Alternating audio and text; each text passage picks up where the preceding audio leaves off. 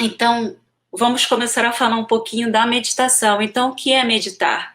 Eu entro em estado meditativo uma vez que eu começo a desacelerar essa frequência cerebral, alterando essa frequência cerebral de beta para alfa.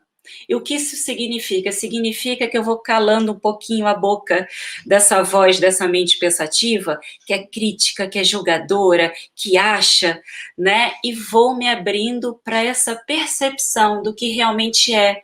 Ou seja, meditar é observar, se observar sem crítica, sem julgamento, para que você possa enxergar quem realmente você é, o que realmente você está sentindo.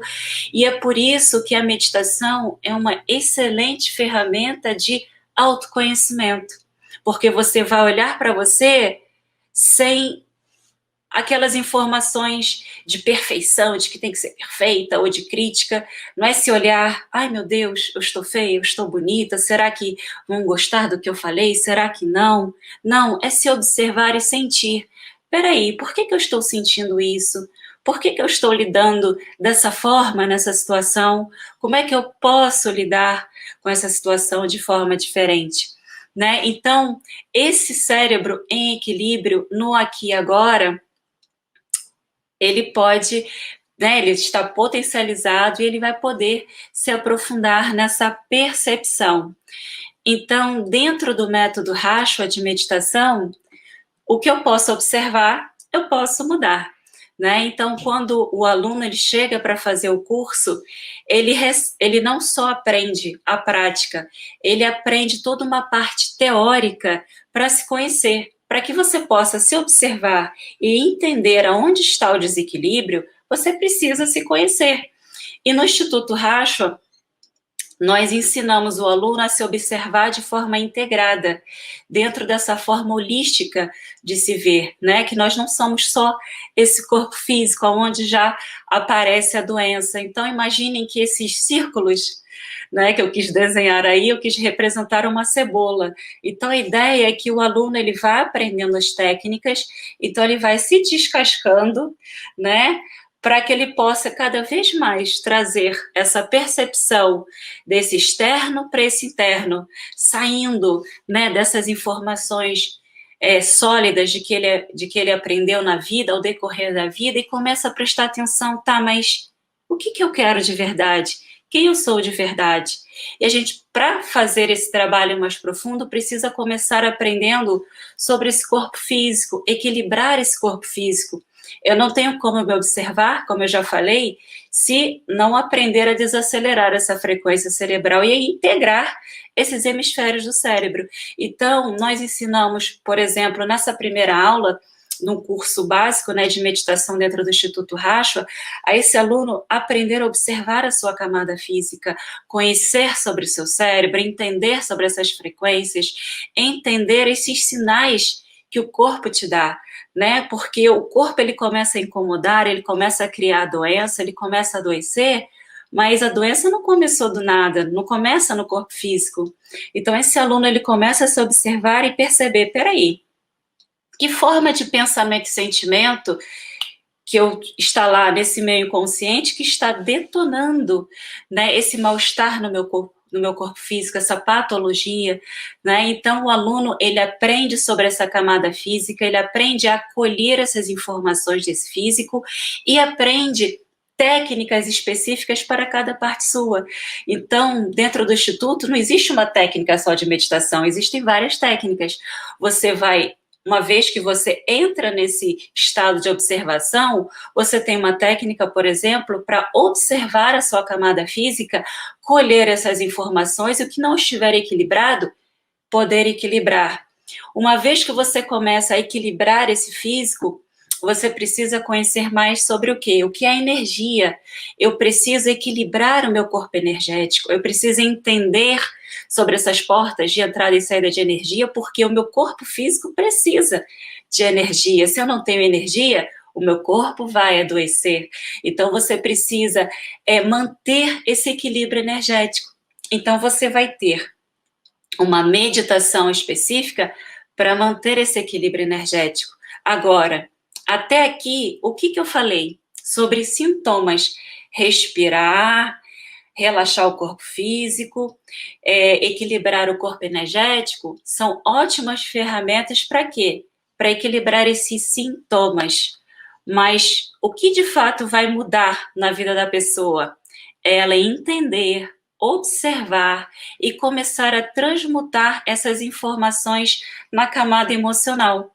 Então, eu gosto de brincar e explicar dessa forma, que uma emoção é como uma febre. Quando você tem febre, há algo em curso no seu organismo que está detonando essa febre.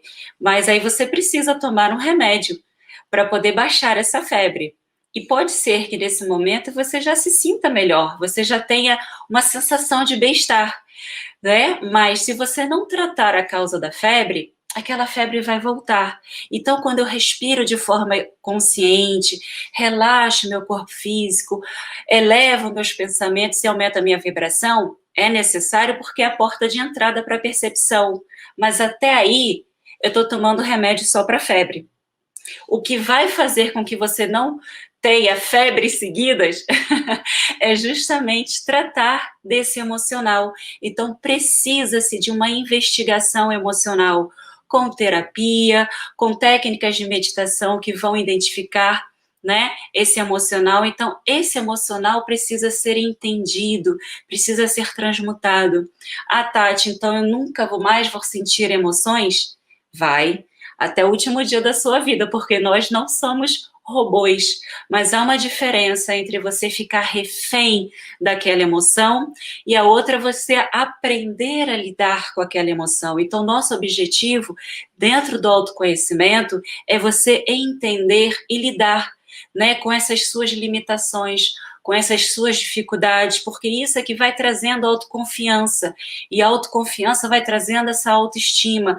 Então, nós explicamos lá desde quando você nasce o que é uma emoção, por que essas emoções entram. Então, esse aluno, esse paciente precisa desse autoconhecimento, precisa entender e ter uma ferramenta ao longo da semana para equilibrar esse emocional, né? Porque vai para uma terapia uma vez por semana, ou toma um medicamento, mas não cria consciência, assim, né? Num passe de mágicas. Então, quanto mais você se aprofunda na percepção, você vai desenvolvendo essa consciência de si, sabendo lidar com essas dificuldades. Por quê? Porque senão eu vou ficar transitando entre a rigidez e o caos, né? Aí tem um cérebro em equilíbrio que tem um avatarzinho lá no meio, no ponto de equilíbrio, né? Mas o que é a tendência quando a gente não sabe lidar com as emoções? E a maioria é sim o analfabeto emocional, porque a gente aprendeu a lidar com as emoções como? Olhando para as nossas figuras de autoridade, pai, mãe, tio, avô, né, professor, e a gente vai absorvendo aquele formato, aquela forma de lidar, absorvendo conceitos, preconceitos, né, e a gente traz aquilo, cresce com aquilo, e vai chegando uma hora que aquelas informações já não vão mais tendo coerência com quem você é. E aí onde a gente começa a entrar em conflito, ter essas crises, e dependendo da forma como a gente aprendeu a lidar com as emoções, a gente ou vai para o deserto emocional, que é aquela pessoa fria, né, que não sabe lidar, se distancia, mas fica tudo ali embaixo do tapete, ou vai para esse caos emocional, desses dramas de controle, e acaba vivendo, navegando entre as margens, né? Então, a gente precisa o quê? Entender sobre esse emocional para poder manter esse equilíbrio. E ter uma ferramenta de meditação para manter esse equilíbrio faz com que a gente possa se aprofundar e manter o que equilibrado? A nossa mente.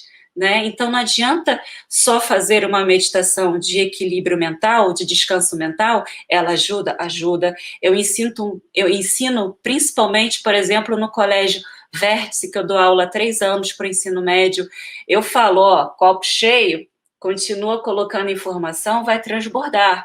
Essa mente precisa descansar, né? Não adianta tomar energético, tomar cafezinho se a mente está cansada, porque vai acordar o corpo e não vai descansar a mente. Aí vai fazer prova, quem vai fazer prova é o corpo ou é a mente? Né? Então, sim, o descanso mental é maravilhoso, Mas esse descanso mental, ele não vai se sustentar se você tiver questões emocionais, tiver os seus medos, as suas preocupações, a sua mente vai ficar tentando resolver isso e vai criar aquela insônia, aquela ansiedade e etc, né? Então precisamos equilibrar essas camadas para que a gente possa estar cada vez mais o quê? Dentro da nossa intuição, né? Para que a gente possa escolher dentro da nossa verdade. E é de lá, na verdade, desse eu, dessa intuição, que observamos todo o nosso corpo, observamos a nossa vida. Dentro desse estado de observação, nós estamos nesse eu, onde a gente pode colher essas informações, e como eu falei, né? Tudo que eu posso observar, colher informação, eu posso mudar.